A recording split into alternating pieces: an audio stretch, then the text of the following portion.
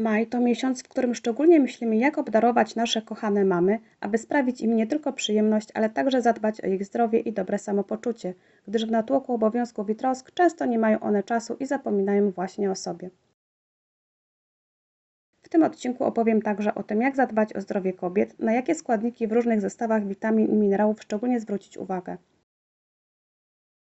Przypominam, że odcinek nie jest poradą lekarską, a informacje w nim zawarte są ze źródeł ogólnodostępnych. Suplementy dla kobiet są tylko dodatkowym elementem, którym możemy uzupełnić niedobory w odżywianiu. Ważny jest przede wszystkim zdrowy tryb życia, właściwa dieta i aktywność fizyczna.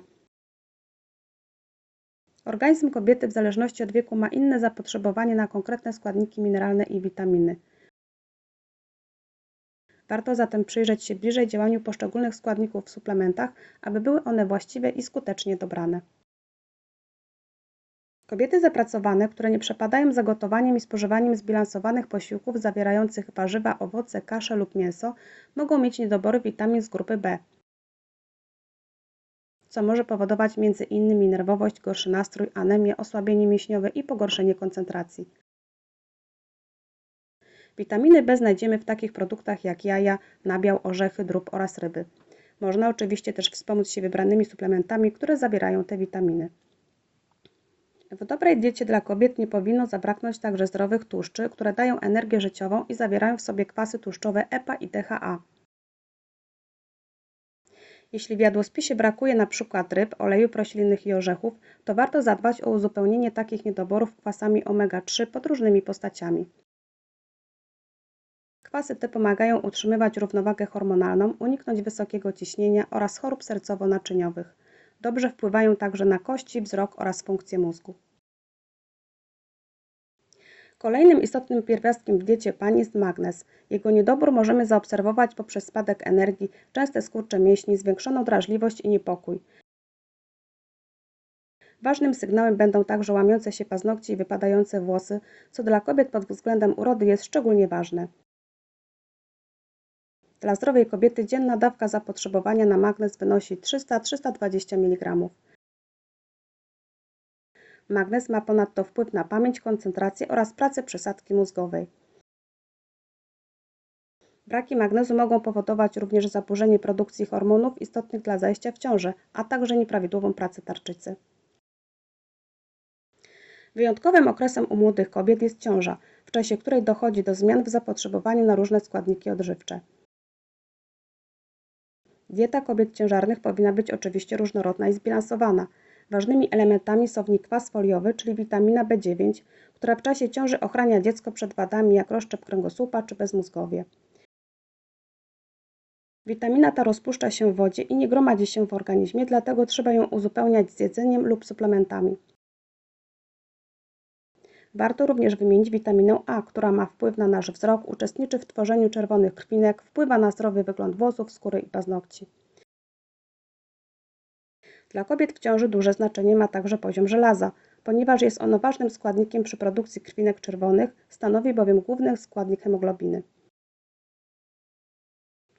Żelazo również pomaga w walce z wirusami i bakteriami oraz utrzymuje prawidłowy poziom cholesterolu. Dzienna dawka żelaza dla kobiet w ciąży wynosi około 27 mg. Żelazo można znaleźć w takich produktach jak makarony z pełnego ziarna, płatki, kasze, mięso, sałata, orzechy, ryby. W diecie dla przyszłej mamy nie powinno również zabraknąć takiego składnika jak wapń, gdyż jest on ważnym składnikiem dla zdrowia kości, zębów, a także wpływa na krzepnięcie krwi. Wapń znajdziemy w mleku, serach, jogurtach, fasoli i roślinach zielonych. W ostatniej grupie wiekowej, czyli u kobiet dojrzałych, które zbliżają się do menopauzy, istotną rolę spełnia m.in. selen, którego zadaniem jest opóźnianie starzenia oraz utrzymanie w prawidłowym stanie układu sercowo-naczyniowego. Bardzo ważny jest także odpowiedni poziom witaminy D, który chroni przed osteoporozą i pomaga zachować stężenie wapnia we krwi na odpowiednim poziomie, co bywa w starszym wieku coraz trudniejsze. Witamina B6 z kolei utrzymuje w dobrej kondycji pamięć, koncentrację, także krążenie obwodowe. Podeszły wiek sprzyja także utracie masy mięśniowej oraz sił, co prowadzi do spowolnienia przemiany materii i sprzyja otyłości. Procesy te można jednak opóźniać poprzez regularny wysiłek fizyczny, dietę bogatą w warzywa, owoce i błonnik. Lepiej jest unikać produktów wysoko przetworzonych i ograniczyć spożywanie soli i cukru. To pozwoli utrzymać prawidłową wagę i zmniejszy ryzyko wystąpienia chorób układu krwionośnego i serca. Witamina D3 jest ważna dla pań wszystkich grup wiekowych. Warto zażywać ją w każdym wieku i najlepiej przez cały rok, a obowiązkowo od września do kwietnia. Jej głównym zadaniem jest wchłanianie wapnia z układu pokarmowego i utrzymanie go we krwi na odpowiednim poziomie oraz utrzymanie w dobrym stanie kości i zębów. Witamina ta rozpuszcza się w tłuszczach, więc trzeba spożywać ją w trakcie posiłków zawierających tłuszcz lub wybierać suplementy na bazie oleju w kroplach lub kapsułkach miękkich. Już tak mała ilość tłuszczu wystarczy, by witamina się wchłonęła. Witamina D spełnia także wiele innych ważnych funkcji.